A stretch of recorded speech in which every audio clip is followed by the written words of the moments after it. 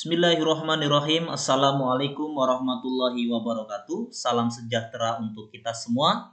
Anak-anakku yang hebat, bertemu kembali dengan saya Otom Bukhari, SPD, dalam materi listrik dinamis kelas 9 SMP atau Madrasah Sanawiyah. Pada pembahasan listrik dinamis kali ini, Bapak ingin mengupas tuntas tentang hukum 1 Kirchhoff. Apa bunyi dari hukum 1 Kirchhoff? Anak-anakku, hukum 1 Kirchhoff mengatakan bahwa jumlah arus listrik yang masuk melewati suatu titik percabangan dalam rangkaian listrik tertentu sama dengan jumlah arus yang keluar melalui titik percabangan tersebut. Kalau kita lihat gambar di sini, maka ini adalah titiknya. Ya, ini titik, kita tulis titik A. Kemudian manakah yang masuk ke titik A ini? Ternyata yang masuk adalah I1, dilihat dari anak panahnya. Kemudian yang keluar dari titik ini adalah ada I2 dan ada I3. Maka secara matematis dituliskan bahwa hukum 1 Kirchhoff berbunyi sigma I masuk sama dengan sigma I yang keluar. Sigma arus yang masuk sama dengan sigma arus yang keluar. Di mana yang masuk ke titik ini, ke titik A ini adalah I1, maka ditulis yang masuk adalah I1 dan yang keluar adalah I2 dan ditambah dengan yang keluar adalah I3 ditambah dengan I3. Oke, untuk lebih mudahnya agar Anda mampu memahami soal-soal tentang hukum 1 Kirchhoff, kita kerjakan contoh soal berikut ini. Tentukan besarnya arus listrik pada I3 dan I5. Oke, kita perhatikan gambarnya, di mana I3, ini I3 dan ini adalah I5. Kalau kita lihat gambar ini, maka gambar ini ada dua titik ya. Ini adalah titik yang pertama dan ini adalah titik yang kedua. Maka untuk mencari besarnya I3 ini, kita lihat dari titik sebelah sini ya, sebelah kiri. Kita lihat yang masuk ke titik ini adalah I1. Nah, ini yang masuk. Kemudian yang keluar dari titik tersebut adalah, ini yang keluar ada I2 dan ada I3 yang akan kita cari besarnya berapa. Dan yang keluar lagi adalah I4. Maka kita amati titik ini.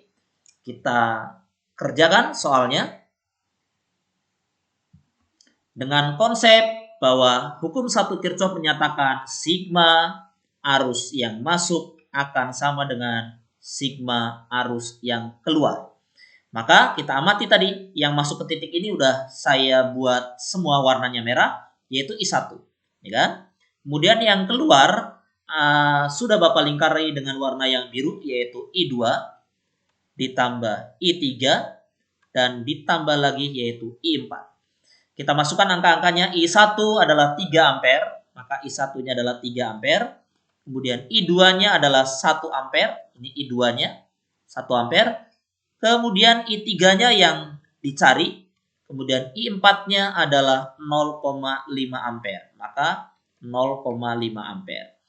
3 ampere, kita lanjutkan, akan sama dengan 1 ampere ditambah 0,5 ampere, berarti menjadi 1,5 ampere ditambah I3. Selanjutnya berarti 1,5 ampere ini pindah ruas, berarti menjadi 3 ampere dikurangi 1,5 ampere akan sama dengan I3. 3 ampere dikurangi 1,5 ampere adalah 1,5 ampere. Maka sudah ketahuan, kita sudah menemukan besarnya I3 yaitu 1,5 ampere. Kita tulis di sini besarnya I3 adalah, ini I3 yaitu 1,5 ampere. Langkah berikutnya untuk menentukan I5 ya. Untuk menentukan I5 itu berarti kita akan memperhatikan titik ini ya.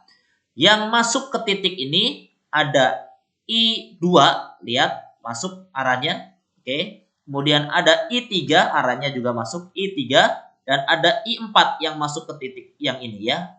Dan yang keluar hanya ada I5. Ini arahnya keluar ya. Maka dengan konsep yang sama pada hukum 1 Kirchhoff, kita lanjutkan, yaitu apa anak-anakku bunyinya? Iya, betul. Sigma arus masuk harus sama dengan sigma arus yang keluar. Yang masuk ada I2, ada I3, dan ada I4 terhadap titik ini. Maka kita tulis di sini di bagian yang masuk. I2 ditambah I3 ditambah I4 sama dengan yang keluar hanya ada I5. Maka kita tulis I5. I2-nya adalah 1 ampere, I3-nya 1,5 ampere, dan I4-nya adalah 0,5 ampere. Sama dengan I5. 1 ampere ditambah 1,5 ampere ditambah 0,5 ampere adalah 3 ampere. Itulah besarnya I5. Maka sudah ketemu jawabannya anak-anakku. Untuk I3-nya sebesar 1,5 ampere dan I5-nya sebesar 3 ampere. Sangat mudah ya anak-anakku. Coba sekali lagi kita amati gambarnya. Ya, kita amati gambarnya buat anak-anakku semua agar kalian nanti bisa menemukan konsep yang lebih mantap lagi. Ingat, masuknya adalah 3 ampere, berproses dia dan keluar I5-nya adalah 3 ampere. Ini dia 3 ampere. Ingat, arus yang masuk pasti harus sama dengan arus yang keluar. Anak-anakku yang hebat, kita mantapkan lagi dengan latihan berikutnya. Perhatikan gambar, tentukan besarnya arus I4. Lihat arus I4, ini arus I4. Arus I4 ternyata dia masuk ya. Arus I4 itu masuk. Kemudian mana lagi yang masuk? Ternyata ada I1 juga masuk arahnya. Dan yang masuk lagi adalah I3 masuk. Nah, masuk kemana? Masuk ke titik yang ini ya, sentral. Lihat, perhatikan titiknya. Dan kita akan cari yang keluar dari titik itu ada apa saja. Ternyata yang keluar dari titik ini ada I2 dan ada I5. Maka sekali lagi untuk menyelesaikan soal ini kita gunakan dengan hukum 1 Kirchhoff. Apa anak-anakku bunyinya? Iya, hafal bener ya. Sigma arus masuk akan sama dengan ya sigma arus yang keluar. Sekarang apa saja yang masuk? Sudah Bapak berikan tinta warna merah semua yang masuk, yaitu I1, oke. Ditambah lagi I3, betul. Dan apa lagi? Iya, ternyata I4 juga adalah yang masuk. Maka sama dengan yang keluar udah Bapak kasih tinta warna biru, yaitu I2 dan I5. Kalau sudah seperti ini tinggal kita masukkan nilai arus listriknya. I1 adalah 6 ampere, maka 6 ampere ditambah I3 adalah 8 ampere dan I4 yang ditanyakan. Sama dengan I2-nya adalah 13 ampere ditambah dengan I5-nya adalah 5 ampere ditambah 5 ampere. 6 ditambah 8, 14 ampere ditambah I4 akan sama dengan 13 ditambah 5. Berarti kan 18 ampere. Maka besarnya I4 sama dengan 18 ampere. Yang ini pindah ruas.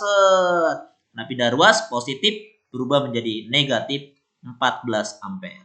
Maka akan sama dengan besaran I4-nya adalah 18 dikurangi 14, yaitu 4 ampere. Sudah ketemu anak-anakku.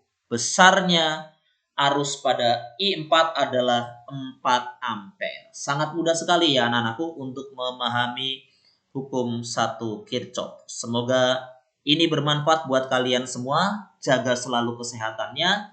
Terima kasih. Assalamualaikum warahmatullahi wabarakatuh.